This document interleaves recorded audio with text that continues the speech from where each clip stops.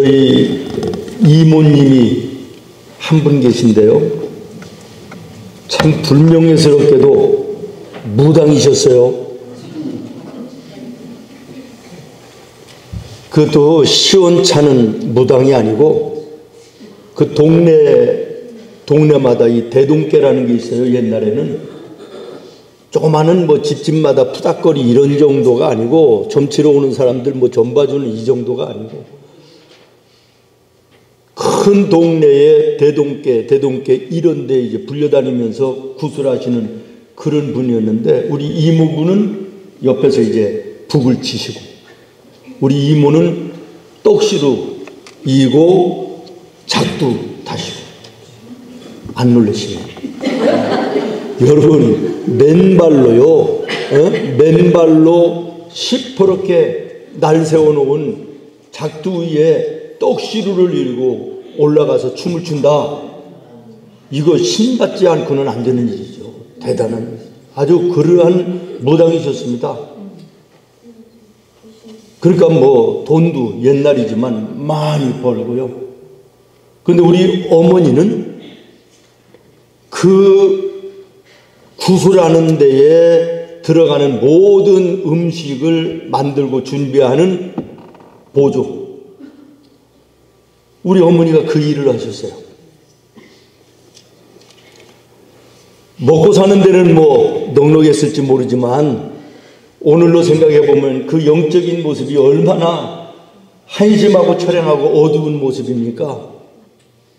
그런데 우리 어머니의 자녀들 가운데 6남매가 있었다고 그랬잖아요. 6남매. 저까지 6남매. 제가 막내인데 우리 둘째 형님이 어린 나이에 간질이 걸렸어요. 간질. 성경에도 보면 그 어느 아들이 장소 때와 시, 장소 불문하고 입에 거품을 물고 물에도 쓰러지고 불에도 쓰러지는 이런 아들이 있었다 그랬잖아요. 간질하는. 그런데 저희 둘째 형님이 그랬어요. 그러니 이 미신을 그렇게 섬기는 집에서 뭘 안 해봤겠어요? 전부 다 세상 방법으로 전부 다 해봤는데 안 고쳐지는 거예요. 고쳐지지를 않아요. 심지어는 아버지가 2명이면 낳을 수 있다 이랬대요. 점쟁이가. 그러면 우리 어머니 남편 두고 시집 다시 가라는 거예요. 뭐요? 그 우리 어머니가 생각을 해보셨대요. 그랬더니 이 아이를 절에 있는 중에게 양자로 주면 아버지가 둘이지 않겠냐. 그래서 동네 너머에 있는 절에 스한테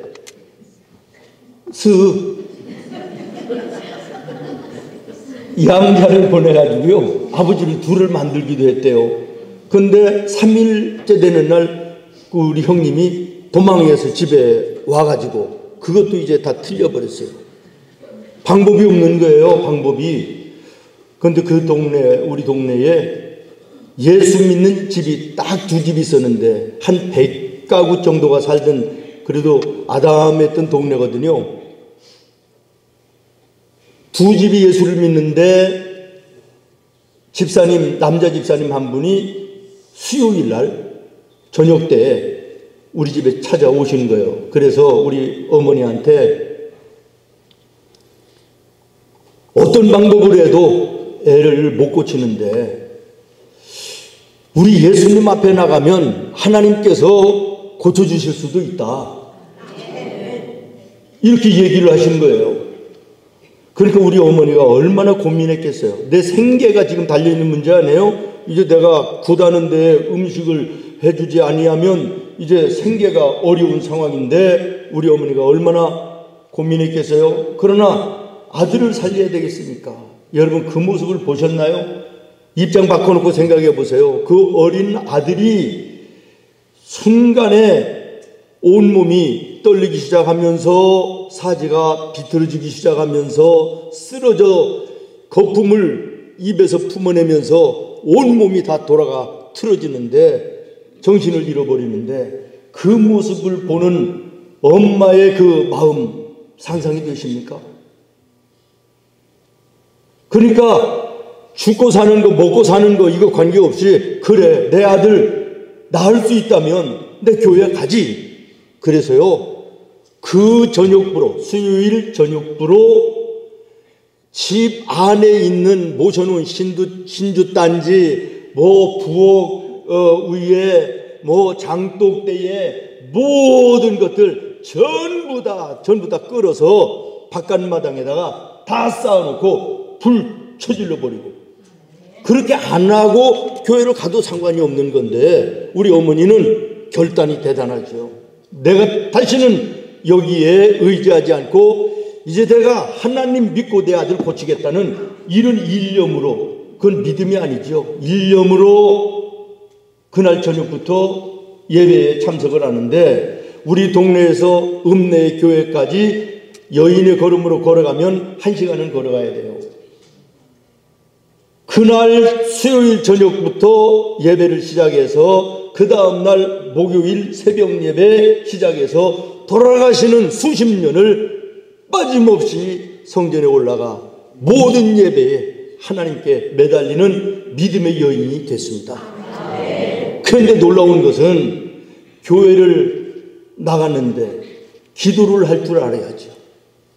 애는 막 거품을 물고 죽어가는데 이 아이를 바라보고 어떻게 기도를 해야 될지 몰라 목사님에게 여쭸더니 자매님 기도가 안 나오면 그리고 다급하면 기도도 안 나옵니다. 우리 경험해보지만 주님이 가르쳐 주신 기도 사도신경 외우시라고. 그래서 우리 어머니가요 하루 만에 사도신경 주기도문을 전부 다 외워버린 거예요. 그래가지고 아이가 쓰러지기 시작하면 그 거품을 흘리는 아들을 품에 안고 기도하는 거예요. 주님이 가르쳐 주신 기도 사도신경, 제가 아주 어렸을 때 생각나는 것 같기도 하고 안 나는 것 같기도 한데 그 어머니의 그 간절한 모습이 지금도 머릿속에 남아 있는 것 같아요. 그 간절함이 어린 저에게도 느껴졌던 그런 기억이 있는데 쓰러지다가도요 우리 어머니가 붙들고 주님이 가르쳐 주신 기도 사도신경 능력입니다. 예, 여러분 기도가 잘 안 될 때 그냥 잊지 마시고 사도신경이든 주님이 가르쳐 주신 기도든지 하세요. 그러면 틀어져 가던 몸이 서서히 풀리고 그리고 살아나는 이런 모습들을 제가 본 기억이 있습니다. 2달도 안 돼서 깨끗하게 다 물러가고 우리 형님이 깨끗하게 고침을 받았어요. 관질병에는 2가지 원인입니다. 하나는 척추를 굉장히 심하게 다친 적이 있든지 아니면 귀신장난이든지 둘 중에 하나인데 우리 형님은 귀신장난이었던 것이죠. 그래서 우리 어머니가 그때부터 예수를 믿고 정말 모든 우리 동네뿐만 아니라 우리 집사람은 저하고 같이 컸거든요. 유치원 때부터 같은 동창이에요. 우리 집사람이. 우리 집사람은 도시 여자예요. 읍내 여자고. 나는 아주 산골짝 촌동네 촌놈인데 우리 읍내는 제법 컸어요. 나중에 우리 집사람도 알지만 안봉윤 권사님 그러면 예수 믿고 복 받은 사람. 남 잘 됐다니까 하면 안 되지. 예수 믿고 축복받은 사람. 저 집은 예수 믿고 복 받은 집. 아주 소문이 났습니다.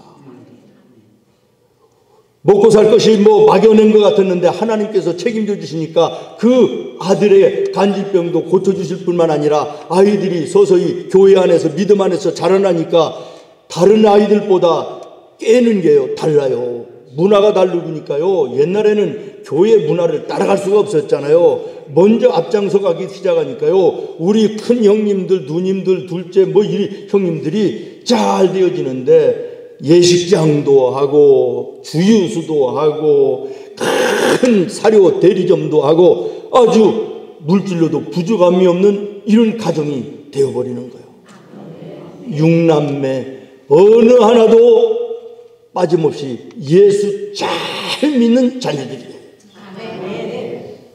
그래서 지금도 우리 육남매가 모이면요, 육남매 집에 애들도 있을 거 아니에요. 둘씩. 그리고 또 큰 아이는 제 큰 조카가 60이 넘어서요.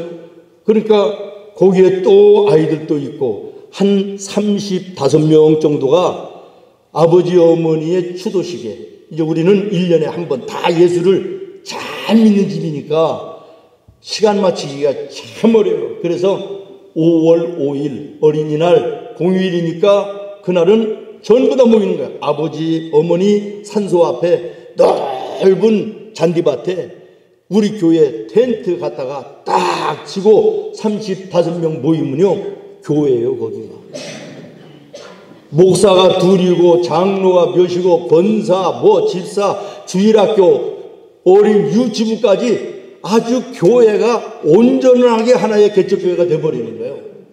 그러면 며느리들은 특송하고 장로는 대표 기도하고, 얼마 전까지는 우리 큰 배부가 목사님이셔서 설교를 했는데 이제 연로하셔가지고 제가 이제 설교를 합니다. 참 너무 감사해요. 그 모습이 내가 이렇게 쳐다봐도 너무 아름다워요. 믿음의 가정. 여러분, 예수 믿어 인정받는 가정 되기를 바라요. 예수 믿어 복된 가정 되기를 바라요. 야, 저 예수 믿는 사람이, 예수 믿는 집이 저 모양이냐 저 꼴이냐, 이건 예수 실패하는 거예요. 예수를 제대로 믿으면 잘못된 일이 전혀 없는 것이에요. 문제는 잘못 믿으니까 그래요. 아니, 안 믿어서 그런지도 몰라요. 어제 저녁 말씀드렸지만 교회를 다니는 종교생활과 예수를 믿는 신앙생활은 다르다. 믿습니까? 다르다. 여러분 따라하세요. 다르다. 달라요. 그런데 많은 사람이 착각을 해요. 내 교회를 다니니까 나는 예수 믿는 것이지 아닐 수 있음을 기억하셔야 돼요. 정말 예수 믿으면요, 하나님의 함께 하심이 내 삶을 통하여, 인생을 통하여 나타나는 거예요. 믿는 자는 하나님의 영광을 보리로다. 믿습니까? 따라합니다. 믿는 자는 하나님의 영광을 보리로다. 이렇게 살아야 예수 믿는 자의 삶 아니겠습니까? 예수 믿고 자랑이 없으면 그 예수 잘 믿는 거 아니라고 저는 생각합니다. 예수 믿어 간증이 있어야 되는 거예요. 믿음으로 사는 자는 하늘을 위로 받겠네. 무슨 일을 만나든지 만사형통하리라. 우리가 이 땅에 축복받기 위해서 예수 믿는 것은 아니지만, 그러나 예수를 믿으면 우리가 구원받아 영원한 천국의 백성이 될 뿐만 아니라 이 땅에서도 하나님이 주시는 영과 육의 부족함이 없는 풍성한 것을 누리며 산다. 그런 삶이 되기를 예수님의 이름으로 축원합니다. 그러므로 여러분, 입을 열어 기도할 때도, 내 인생 속에 내 자신을 이야기할 때도 하는 말을 조심하시기를 바라요. 내 입의 말을 하나님께서 들으신다는 사실을 꼭 기억하시기를 바랍니다. 민수기서 14장 28절에 보면요, 하나님이 뭐라고 말씀하시냐면, 너희가 말하는 그 말을 내 귀에 들린 대로 그대로 시행하겠다. 내가 은연중에 죽겠다, 못 살겠다, 짜증나, 아이고 죽겠어, 이 말 하나님 앞에 그 귀에 들리실까요? 안 들리실까요? 들린다는 거예요. 성경에 뭐라고 얘기합니까? 내 믿음대로 되리라. 얼마나 무서운 거예요. 죽겠다, 못 살겠다, 짜증난다, 나는 소망이 없어, 아니 저 녀석은 저 자식은 저거 어떻게 되려고 그래, 저거 아주 소망이 없어. 자식들을 위해서도요 절대로 잘못 말하면 안 됩니다. 오늘은 힘들지만 하나님이 나와 함께 하시니 내일은 될 것이다. 하나님 그렇게 될 줄로 믿습니다. 이런 긍정적이고 믿음이 있는 말이 내 입에서 나올 때 이 말이 하나님의 귀에 들리고 그 귀에 들린 대로 하나님은 되게 하신다는 거예요. 그래 우리가 함부로 얘기하면 되겠느냐는 것이에요. 저는 우리 성도님들 기도할 때 제일 싫어하는 게 뭐냐면 매주 와서 하나님께 기도할 때 믿음으로 살려고 했지만 믿음이 약해서 제대로 살지 못하고 죄짓다가 왔습니다. 또 뭐 이렇게 힘들게 살다가 왔으니 위로해 주시옵소서, 뭐 이런 기도, 이거 언제까지 할 겁니까? 하나님 주신 말씀 붙들고 세상에 나가서 내가 최선을 다하여 열심히 살았지만 부족한 부분도 있었습니다. 그러나 최선을 살다가 내가 주님 앞에 다시 왔으니 주님께서 오늘 새로운 말씀으로 나를 충만케 하시고 은혜로 충만케 하시고 내가 다시 말씀 붙들고 세상을 향하여 나아가 승리하고 돌아오게 하여 주시옵소서. 이렇게 기도해야지. 날마다 부족합니다, 날마다 죄 졌습니다, 날마다, 이런 기도 이제 그만했으면 좋겠다라는 거예요. 믿음이라는 거 어렵지 않지 않습니까? 믿음은 예수 그리스도를 나의 구주로 믿습니다. 내 마음에 예수님이 오셔서 내 인생 삶의 핸들을 잡아주시옵소서. 이것만 되면 예수 믿는 믿음을 내가 소유한 거예요. 그리고 이 믿음으로 사는 자는 하나님이 책임져 주시는 거예요. 의심하니까 입으로는 믿는다고 하면서 마음 진짜로는 안 믿으니까 역사가 나타나지 않는 것이지, 믿고 기도하는 자에게 응답하시는 하나님을 여러분은 매사에서 경험하는 이 믿음의 성도들이 되어야 될 줄로 믿습니다. 믿고 기도하면 되게 하신다고, 믿고 기도하면 이루어 주신다고, 응답하여 주신다고.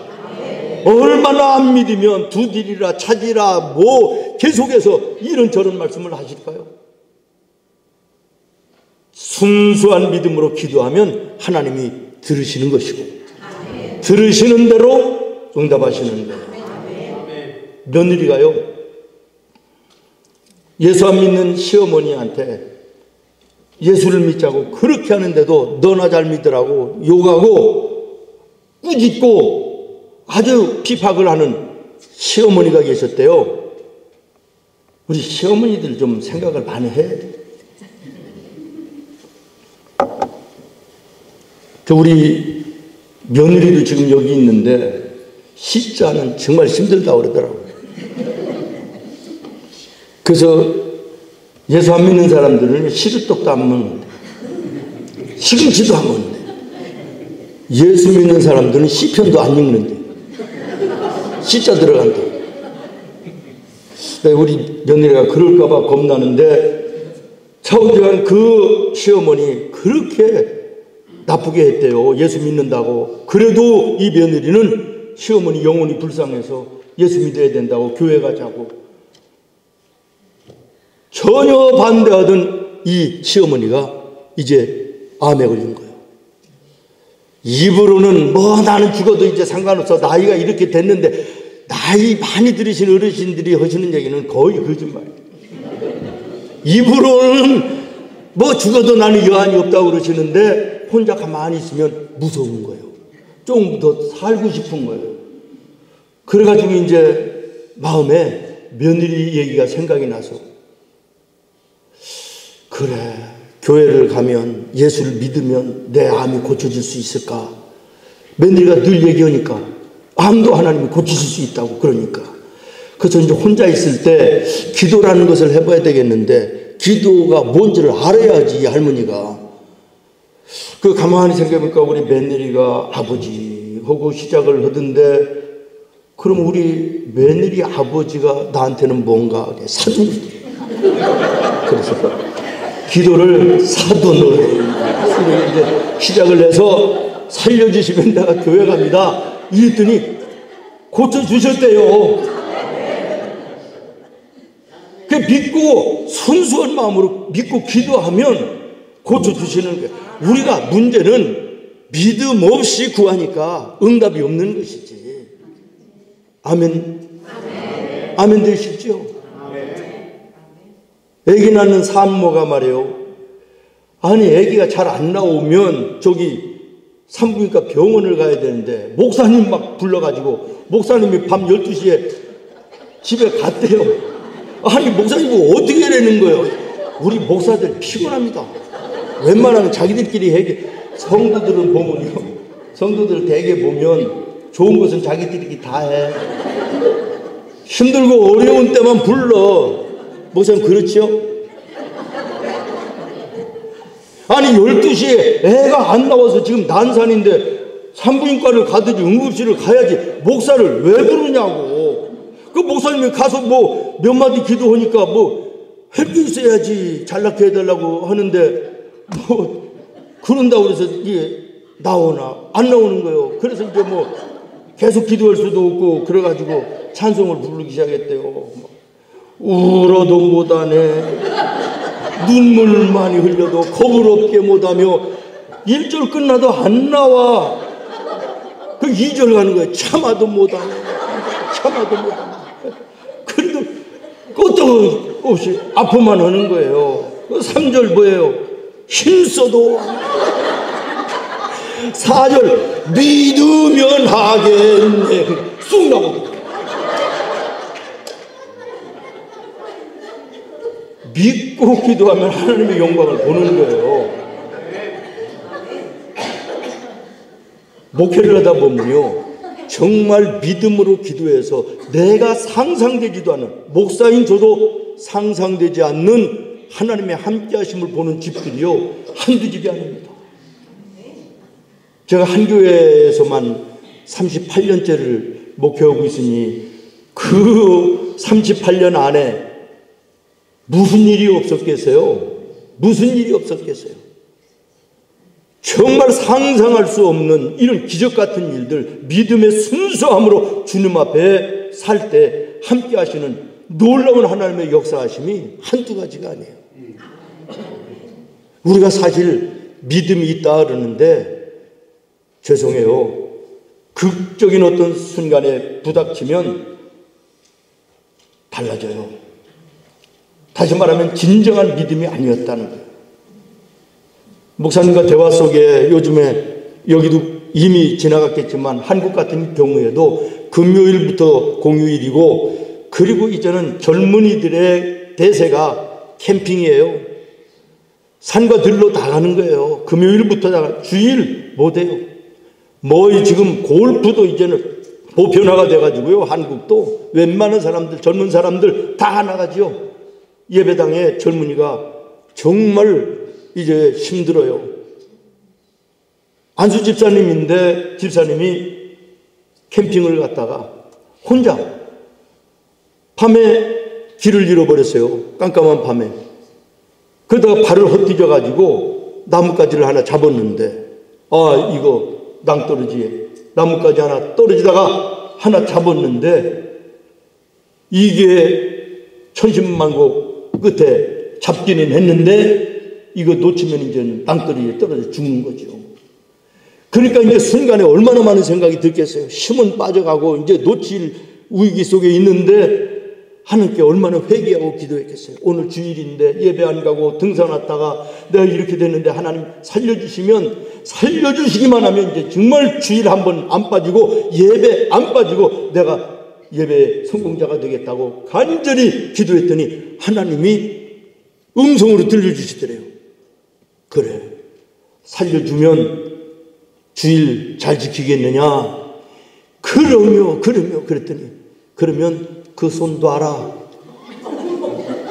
그 손, 나무 붙잡은 손 놓으라 그러시더래. 놓으면 떨어져 죽는데. 그러니까 이 집사님이 여기에 하나님 말고 다른 사람 없어요.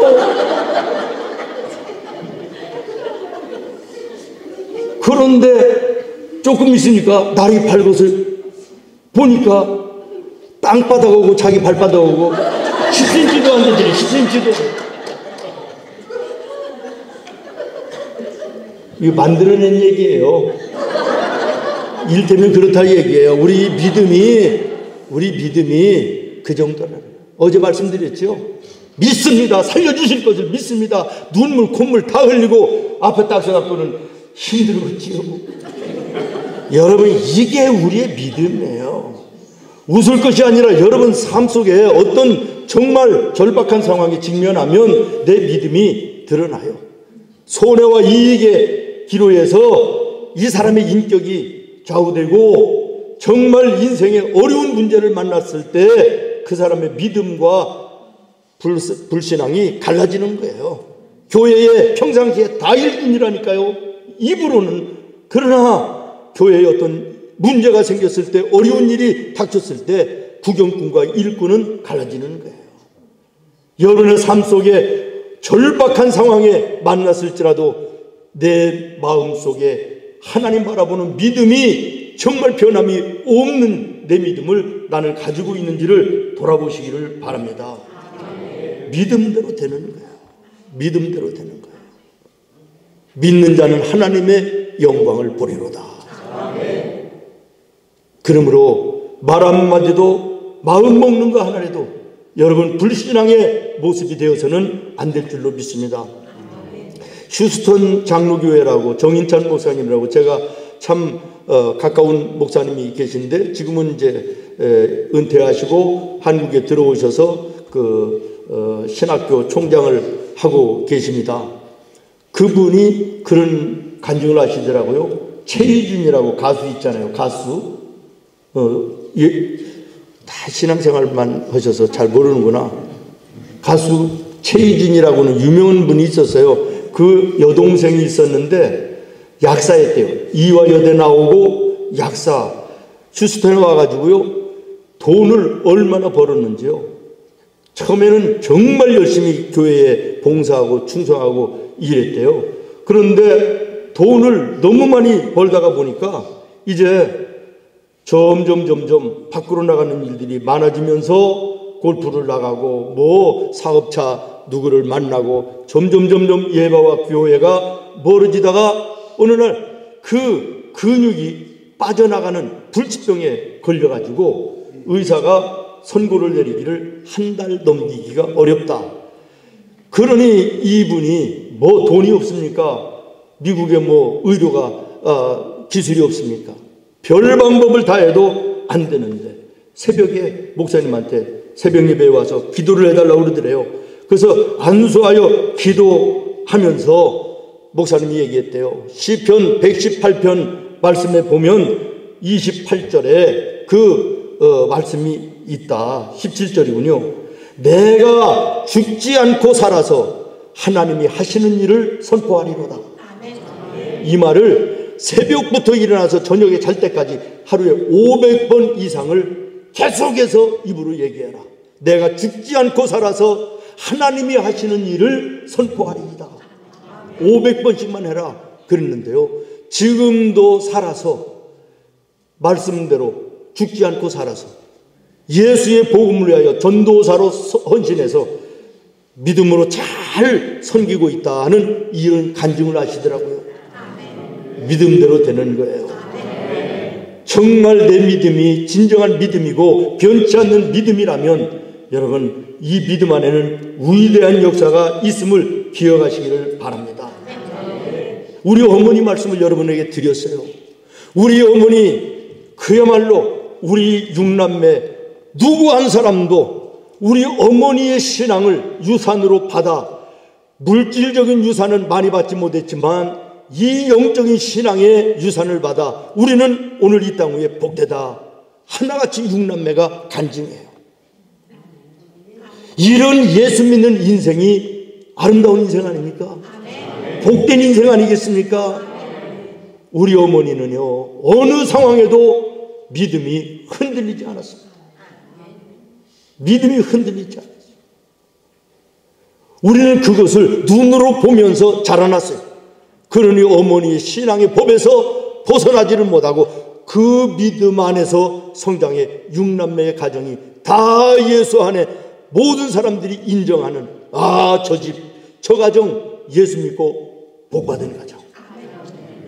저 어머니, 우리 어머니가 돌아가셨을 때요, 본의 아니게 주일이 껴서 나흘장을 했습니다.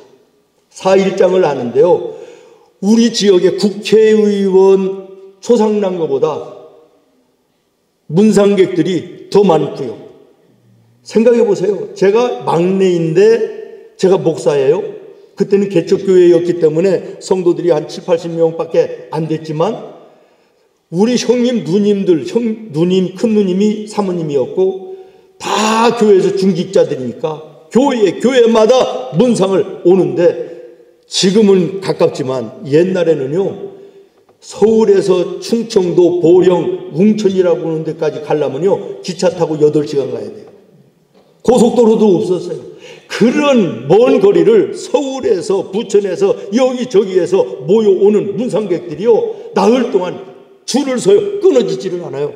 그래서 모든 사람들이 그 모습을 보면서, 이야, 예수 믿으면 저렇게 마지막도 가는구나. 나이 들으신 분들이요, 나도 예수 믿어야 되겠다, 이렇게 얘기들을 하셨다 그래요. 참 우리는 우리 어머니의 신앙 너무나도 사모하고 지금도 그 안에서 벗어나지 않습니다.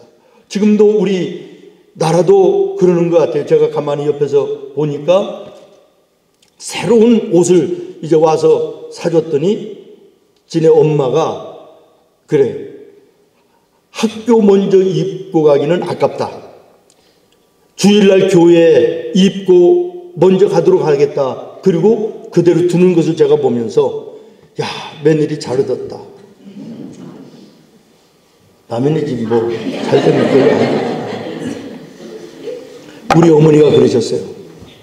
절대로 하나님 앞에 제일 좋은 것으로, 제일 새 것으로 먼저 해야 되는 것이에요. 옷을 하나 사도요, 그러니까 월요일 날 옷 하나 샀다, 신발 하나 샀다 그러면 어린 마음에 미쳐버리는 거예요. 학교 가서 막 자랑하고 싶고 막 그랬는데 뭐 되는 거예요. 주일 날 교회에 신고 입고 가서 그 다음부터는 해야지. 철저했습니다. 토요일 날 저녁이면 무슨 전기가 있어요. 우리 집에 전기 없었습니다. 어렸을 때 인두로 헌금을 모아놓으신 것을 우리 형 누님들 거 다 해서 인두로, 인두 아시죠? 어르신들은 인두 화로에다가 달궈서 앞바닥에 다려가지고 성경책 갈피에 넣어주시고, 추수감사절에 우리 하나교회도 그러실 건데 사다 놓잖아요, 도시는. 근데 옛날에는 우리 집에서 농사 짓는 것들을 집집마다 추수감사절 아침에 새벽에부터 갖다 쌓아놓잖아요. 근데 대부분의 집, 대부분이 아니라 제가 생각하기는 유일하게 우리 집만 그랬던 걸로 기억하는데, 그날 가서 좋은 배추, 좋은 무 하나 뽑아다 놓는 이 정도가 아니에요. 우리 어머니 아버지가 심어 놓으시면 배추밭, 무밭 이렇게 해서 한 싹이 나서 어느 정도 자라면, 모양이 나오기 시작하면 우리 형제들을 밭으로 부르셔서 이번 추수감사절에 하나님께 갖다 드릴 무, 너의 것, 네 것 정해라. 배추 정해라. 그래서 이건 니들이 키는 거다. 그래서 이게 어렸을 때부터, 무, 배추 어렸을 때부터 그건 우리가 맡아서 키워야 되는 거예요. 그래서 그것을 추수감사절 새벽에 뽑아서 묶어서 성전에 드리는 거죠. 이런 신앙의 훈련을 받았어요. 철저한 어머니의 신앙의 교육이 나이가 들어 이제는 우리 자녀들의 가정도 보니까 계대에 내려가는 이 모습을 보면서 얼마나 감사한지 모르겠습니다. 여러분, 자녀들에게 물질의 유산을 남겨주는 거 나쁘다는 것은 아니에요. 그러나 물질로 많은 유산은 남겨주지 못할지라도 신앙의 유산만큼은 남겨주셔야 돼요. 이것이 여러분의 자녀들을 살리는 것이에요. 오늘 우리 한국교회도, 저희 교회만 해도 그런데 부모들은 믿음이 좋아요. 그런데 자식들은 주일날 어디 있는지 알 수가 없어요. 이거 예수 제대로 믿는 거 아니에요. 정말 하나님 나라 천국이 있음을 확신하고 지옥이 있음을 확신하는 부모라면 무슨 짓을 해서라도 내 자녀 주님 앞에 데려다 놔야 되는 거 아닙니까? 자녀를 위하여 여러분 얼마나 눈물로 기도하시나요? 눈물의 기도는 헛되지 않아요. 절대로 사라지지 않아요. 때가 되면 주님께서 부르시는 거지요. 낙심하지 마십시오. 낙심하지 마세요. 지금 아무리 그렇게 해도 안 돼요, 안 돼요 그러신 분이 계실 것이나, 그러나 선한 싸움은 싸워야 되는 거예요. 어떻게? 오래 싸워야 되는 것입니다. 갈라디아서 보면 선을 행하다가 낙심하지 말지니 꾸준히 하노라면 거둘 때가 올 것입니다. 저희 집도요, 전부 다 예수로 하나 돼서 정말 가정의 천국 같아요. 그런데 꼭 한 사람 있잖아. 어디든지 한 사람 있어요. 교회에도 여전도에도 집에도 한 사람 꼭 뺐다간 사람이 있어요. 우리 집에는 누구냐면 우리 아버지. 아주 징글징글해요. 우리 어머니가요, 모든 교회와 모든 지역에서부터 믿음의 권사님으로 인정받고 사랑받는데 이것이 뜰부신지 아무리 해도 교회를 안 가는 거예요. 니들이나 잘 믿으라는 거예요. 반대는 안 하시는데 안 믿는 거예요. 그러니 우리 어머니가 얼마나 마음에 큰 짐입니까? 아주 정말 일주일 동안 잘 하다가다 5일장 있잖아요. 5일장. 장날, 아침에 이제 장날. 내가 생각할 때는 별로 살 것도 없고 볼 일도 없는데 우리 아버지는 5일장을 왜 그렇게 가셨는지 모르겠어요. 중절모 딱 쓰시고 못이 바지 저고리에 적삼 딱 이 두루마기까지 단장까지 딱 집으시고 시장 장보러 가셨다가 저녁 때 오시려면 논두렁에 빠져가지고 완전히 생쥐꼴이 돼갖고 돌아오시는 거예요. 그러면 동네에 우리 어머니가 낯을 둘 수가 없는 거예요. 예수를 진짜 열심히 믿었기 때문에 인심을 안 잃어서 그렇지 우리 아버지 때문에 우리 어머니 고생 엄청나게 하셨습니다. 그런데 우리 어머니 끝까지 기도하시는 거예요. 결국에는 우리 아버지 예수님 영접하시고 아름다운 인생의 마지막을 하나님 앞에 가셨습니다. 우리 어머니가 모시던 언니 무당, 예수님을 만나고 나니까 언니의 하는 짓이 저게 있을 수 없는 짓이잖아요. 그러니까 우리 어머니가 이제 무당인, 그것도 대무당인 언니를 전도하겠다고 가시는 거예요. 대문 앞에 가면 우리 이종 형님 누님들이 벌써 다 청년들인데 영업방해 한다고 소금 던지고 막 그 조카들이 욕을 하고 발을 못 붙이게 하는데도 얻어 맞으면서도 대문 열고 밀고 못 열게 하면 다음날 또 가고 또 가고 결국에는 우리 이모가 예수님을 영접하고 우리 어머니가 그 치시던 새벽종 1시간 이상을 걸어나가요 치는 이 새벽종, 이 종을 우리 이모가 3년을 치시다가 돌아가셨어요. 우리 어머니의 한 사람의 믿음이 온 가정만 구원한 것이 아니라 동네에 배교가 된다고 그랬잖아요. 그리고 우리 어머니 예수 믿을 때 2집밖에 예수 안 믿었다고 그랬잖아요. 70% 이상이 예수 믿는 동네가 되고요. 산 너머 이 동네 저 동네의 친척들 토요일날 저녁이면 집에서 주무시질 않습니다. 옛날에 불이 어디 있어요? 옆에다가 시멘트 비료 부대, 종이 부대 옆에다가 똘똘 말아서 성냥 하나 들고 가다가 산 넘어가다가 짐승들 나타나면 불 켜서 대고 여장 부셨습니다. 그러면서 토요일날 정해놓은 친척 집에 가서 마음 변할까봐 자고 주일날 데리고 교회 오는 거예요. 유명했습니다. 참 유명했습니다. 그 믿음의 유산이 이 자녀들을 예수 안에 복되게 만드시더라고요. 여러분이 나머지 인생을 여러분 어떻게 사시겠습니까?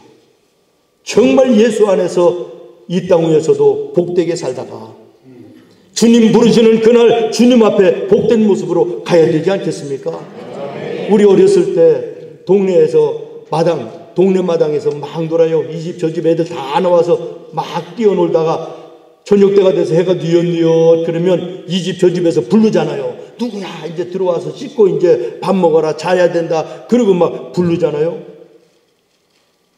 재밌게 노는데 불러요. 그러면 아무리 재밌어도 하던 거 딱지도 놔두고 땅 따먹기 하던 것도 놔두고 구슬치기 고무줄 하던 거 다 뒤로 하고 이제 집으로 지네 집으로 다 하나씩 가요. 다 갔는데 불러주는 엄마가 아빠가 가정이 없어서 마당에 혼자 남아있는 아이가 있다. 상상해 보세요. 얼마나 불쌍해요. 얼마나 처량해요. 우리가 바쁜 이 세상 열심히 재밌게 사는 것 좋지만 내 인생의 마지막 뉘엿뉘엿 해가 질 때 이제는 집에 들어와 편안히 쉬라 라고 하는 천국에서 부르는 하나님의 음성이 없다면, 그래서 내가 어디로 가야 될지 모르는 자리에 있다면 이거 불쌍한 인생 아닐까요? 오늘 나와 여러분이 예수님을 믿으면 내 인생의 마지막 날 천국에서 하나님이 나의 이름을 부르실 것입니다. 그러면 우리가 기쁨으로 우리 아버지 품에 아버지 집에 들어가 영원한 천국에서 하나님과 영원히 기쁨의 삶을 사는 것이에요. 그러나 예수 없는 인생은 이 땅 위에 엄청난 것을 누리고 사는 것 같지만, 그러나 갈 곳이 없다면, 마지막에 인생 속에 불러주는 사람이 없다면 그 인생 실패하는 거예요. 그 인생 실패하는 거예요. 오늘 우리가 나를 인생의 마지막에 불러주실 주님 아버지 계시고 내가 들어가 영원히 갈 천국이 있다는 거, 이거 축복인 줄 알고 감사하며 살아야 됩니다.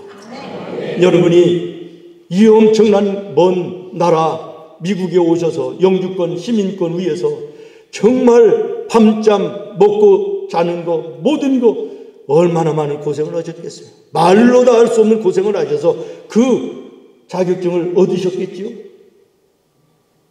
그러나 이것은 잠시 머무르다 가는 세상의 자격증이에요. 시민권이나 영주권은.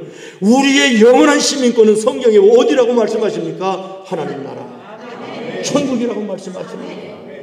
미국의 영주권 시민권은 받았지만 하나님 나라의 시민권을 받지 못했다면 그 인생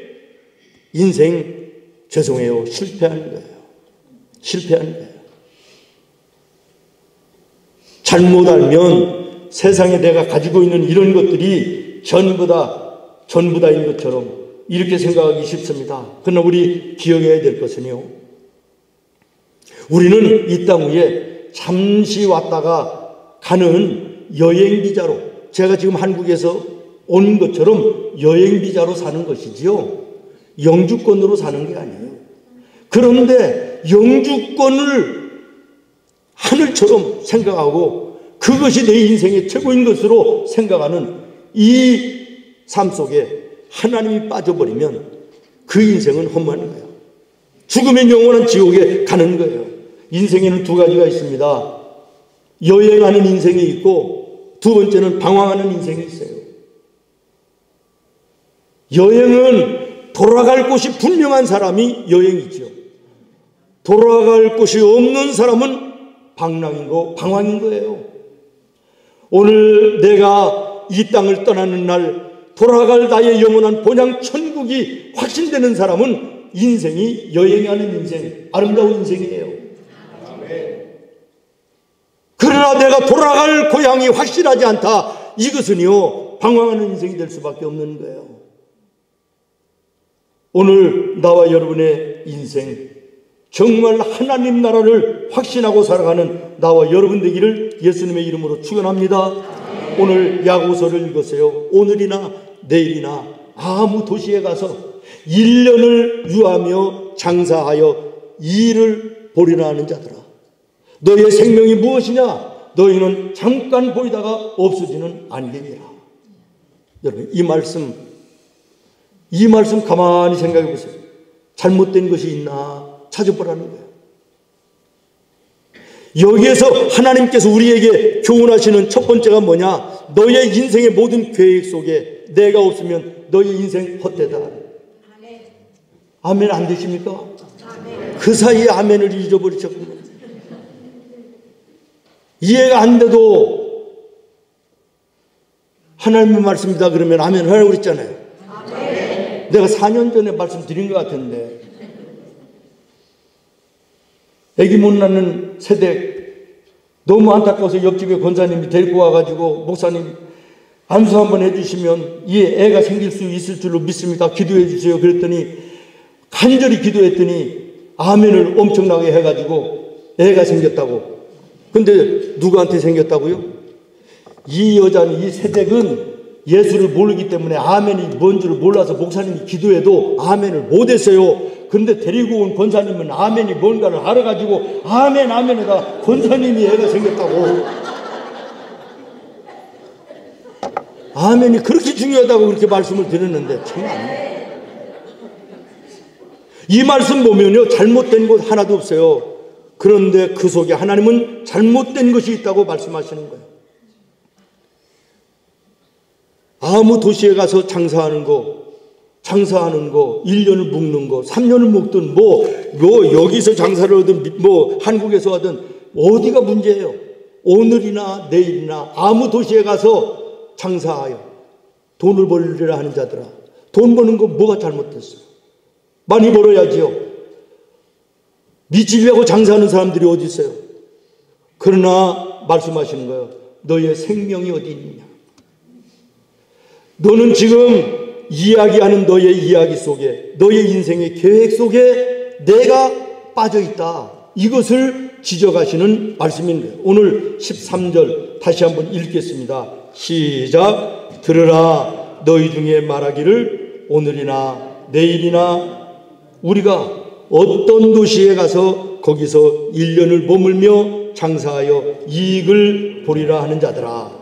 14절. 내일 일을 너희가 알지 못하는도다. 너희의 생명이 무엇이냐? 너희는 잠깐 보이다가 없어지는 안개니라. 아멘. 그렇습니다. 여러분, 계획이 아무리 거창하고 화려하고 그럴듯할지라도 거기에 하나님이 빠지면 그 계획은 수포로 돌아가는 것이에요. 허무함이 된다는 사실을 기억하시기를 바라며, 여러분의 지금 인생의 계획 속에, 남아있는 앞으로의 계획 속에 하나님이 함께 하시는지 이것을 점검해야 올바르고 아름다운 인생을 살 수 있음을 기억하시기를 바랍니다. 믿습니까? 내가 예수님을 영접했다. 그것은 내 마음에 예수님이 지금 계시다는 거예요.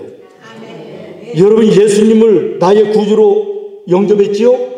그러면 지금도 여러분의 마음속에 예수님이 계시나요? 안 계시나요? 계십니다. 모셔놓고 뒷방에 영감 취급하면 내 속에 계신 예수님, 인격적이신 하나님이시기 때문에 슬퍼하시는 거예요. 괴로워하시는 거예요. 믿습니까? 한번 생각해 보십시오. 여러분의 어머니, 아버지가 연로하셔서 내가 우리 집에 모시고 살아야 되겠다. 그래서 모셨어요. 우리 집에 모셔놓고는 방 하나 이렇게 잘 내드리고 거들떠 보지도 않아요. 중요한 일은 자기들끼리 다 상의하고, 또 가고 싶은데 지들끼리 가고, 어떤 생각하고 계획하는 거 자기들끼리 다 하고, 엄마 아버지가 얘기를 하려고 그러면 좀 가만히 계세요. 옛날하고는 달라요. 우리가 잘 알아서 다 알아서 해요. 이렇게 얘기를 해요. 그러면 고향집을 버려두고 아들네 집, 딸네 집으로 오신 부모님이 마음 편하시겠어요? 내가 잘못 왔구나. 아이고, 옛날에 고향집이 좋지. 돌아가야 되겠다. 기회만 되면 가야 되겠다. 이런 생각을 안 하시겠냐는 거예요. 무슨 얘기냐? 예수님 나의 구주로 마음에 모셔놓고 모든 생각과 계획과 행동은 내 마음대로 하면 내 속에 계신 성령님이 근심하시지 않겠어요? 탄식하시지 않겠어요? 이것이 계속되면요, 그러실 리는 없지만 그러실 수도 있다는 거 알아야 돼요. 나를 떠나실 수도 있음을 기억하시기를 바랍니다. 주여 주여 하는 자마다 다 하나님 나라에 들어갈 자가 아니라고 말씀하십니다. 매사를 주님께 의논해야 됩니다. 마음에 계신 주님께, 주님 오늘 내가 이런 일이 있어요. 이걸 어떻게 해야 되나요? 지혜를 주십시오. 내가 앞으로 이런 계획이 있는데 하나님 이 계획에 하나님이 기뻐하시고 인정하시는 것입니까? 주님의 뜻이라면 주님이 도와주세요. 함께하여 주시옵소서. 매사를 주님께 기도하고 예배를 통해서 기도를 통해서 주님과 교통하는 이 속에 주님이 나와 함께 하시는 것이지. 모셔만 놓고 당신들의 생각대로 계획대로 하는 그 인생 허무하다는 거예요. 하나님은 말씀하세요. 잠언서에 너희가 계획할지라도 걸음을 인도하시는 분은 하나님이시다. 하나님이 우리에게 계획을 할 수 있는 능력을 주세요. 자유함을 주세요. 그러나 그 결론을 내리시는 분은 하나님이시라는 거예요. 그러므로 그 계획에 하나님이 함께 하셔야 그 계획이 정말 아름다운 계획이 되는 것이지, 하나님이 없는 계획은 허무한 거예요. 세상의 주인이 내가 아닙니다. 믿습니까? 따라요. 세상의 주인은 내가 아니다. 내 인생의 주인도 내가 아니다. 여러분 이거 깨달으셨습니까? 이거 깨달아야 됩니다. 어떤 그 머슴으로 늙어가는 노총각이 하나 있었어요.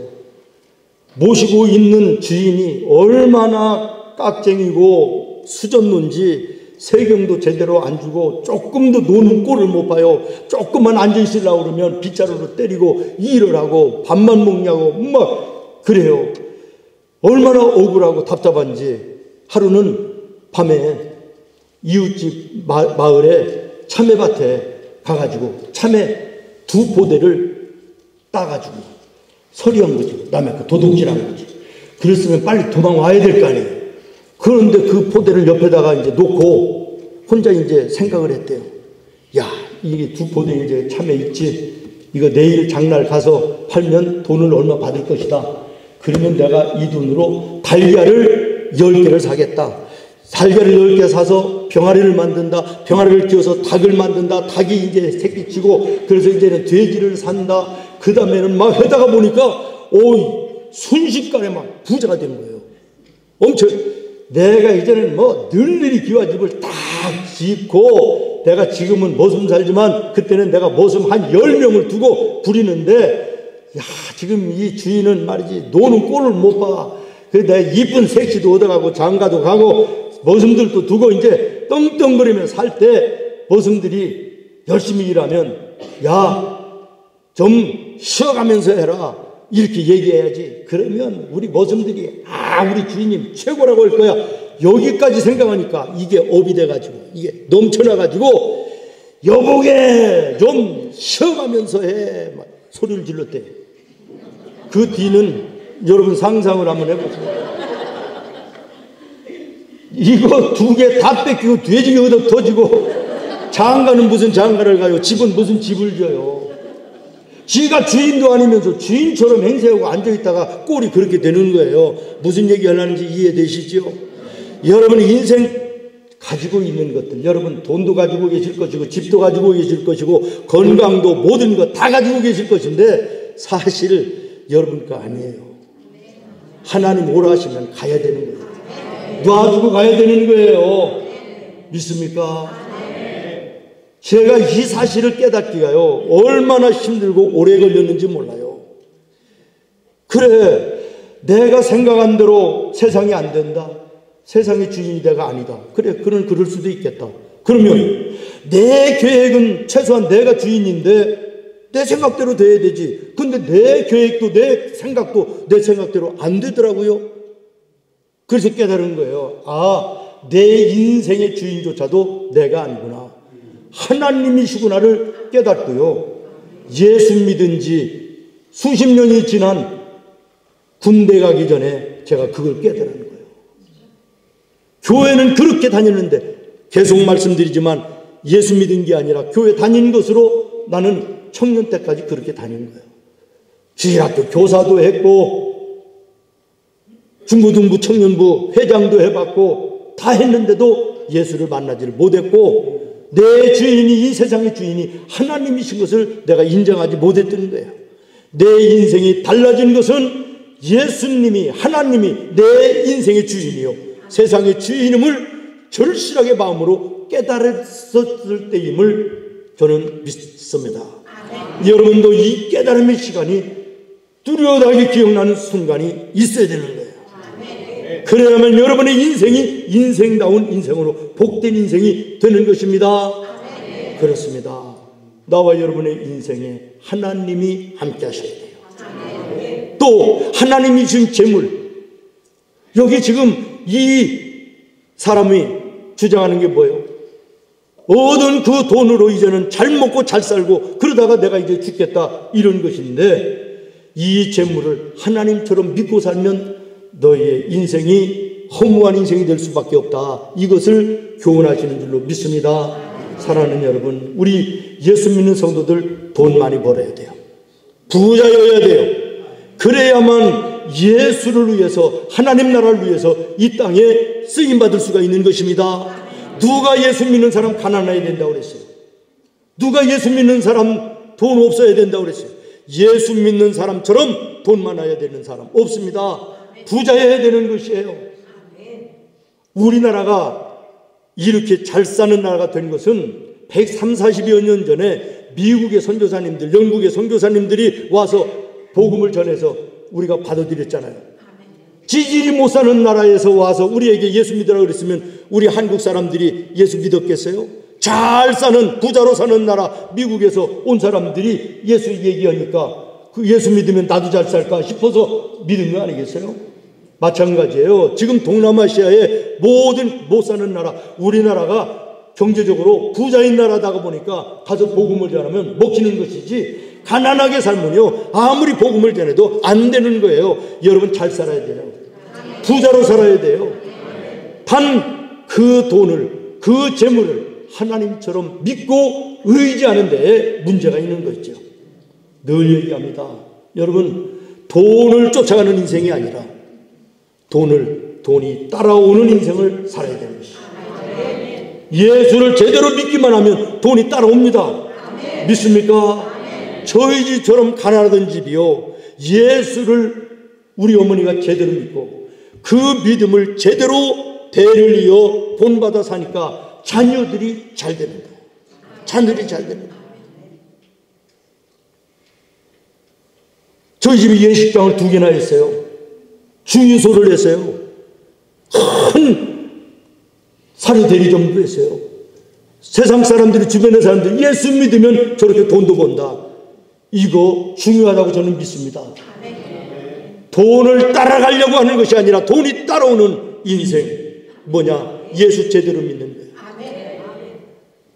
아무리 쫓아갔다가도 붙잡았는데 야 이제는 먹고 살아보자, 순간에 흩어지는 것이 재산이더라고요. 유치원 같이 다녔던데 이웃 친구가 있어요. 의청이라고. 천신만고 서울에 올라와서 죽을 고생을 하면서 약국을 하나 인수받아가지고 한 40대에 돈을 엄청 벌었어요. 제가 늘 만나면 얘기하죠. 우리 어렸을 때처럼 교회 가자, 예수 믿어야 된다.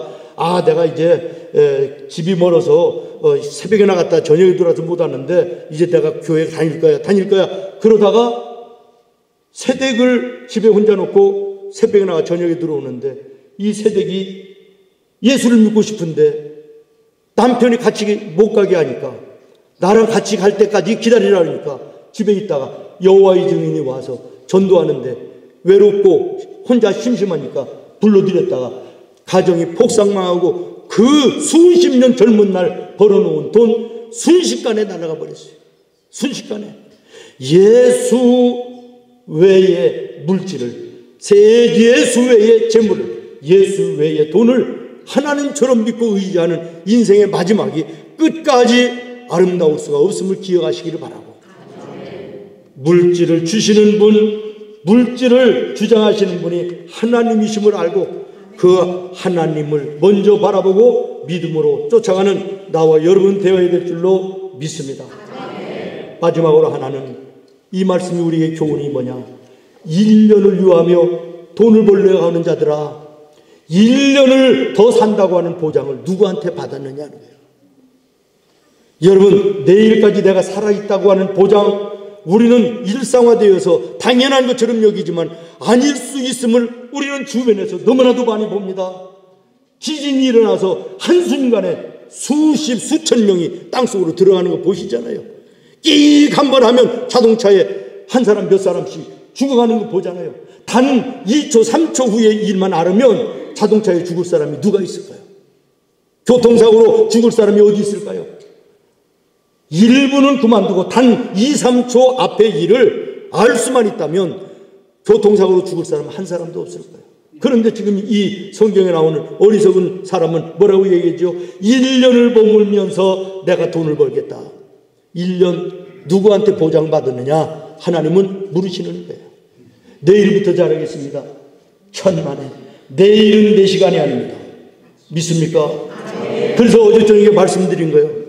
오늘 받은 은혜로 오늘 살아야 되는 거지. 흘러간 물도 물레방아 못 돌리고 앞으로 흘러올 물도 물레방아 못 돌리는 거예요. 지금 흐르는 물만 물레방아를 돌리는 거예요. 지금 받은 은혜만이 된 거예요. 이것이 축복인 거예요. 그러니까 이걸 놓치면 안 돼요. 내일을 보장받지 못한 인생이면서 어떻게 내일을 장담하느냐. 공동묘지에 가보십시오. 연소자 입장 불가라고 써 있습니까? 극장 앞에 나가야, 극장 앞에 가야 연소자 입장 안 된다고 써붙이죠. 공동묘지는 누구나 가는 거예요. 남녀노소 가릴 것 없이 누구나 가는 거예요.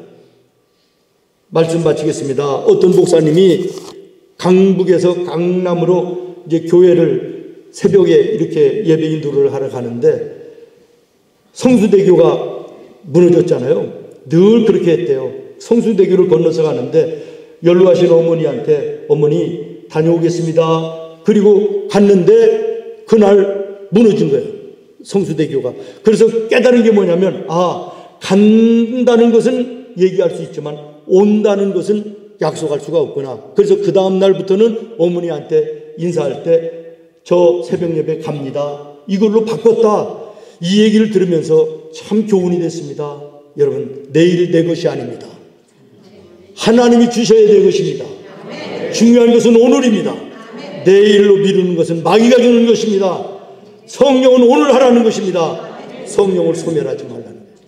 오늘 여러분의 마음속에 은혜가 된 것이 있다면 그 은혜를 소멸하지 말고 시작해야 되는 거예요. 믿습니까? 내 인생에 하나님이 빠지면 허무한 인생이 된다. 세상의 재물을 하나님처럼 믿고 살면 허무한 인생이 된다. 내일이라는 것을 하나님처럼 믿고 살면 허무한 인생이 된다. 오늘밖에 내게 주신 시간이 없음을 깨닫고 오늘 하나님 앞에 최선과 충성하는 자에게 하나님이 함께 하시는 것이에요. 내일도 보장해 주시는 게 주신 말씀 생각하면서 이제 종일 때까지 기도할 것인데 하나님 허무한 인생 살다가 이 땅 떠나지 않게 하여 주시옵소서. 복된 인생으로 살다가 주님 나라에 들어가는 믿음의 백성이 되게 하여 주시옵소서. 주여 한번 부르고 기도하겠습니다. 주여, 존귀하신 우리 하나님.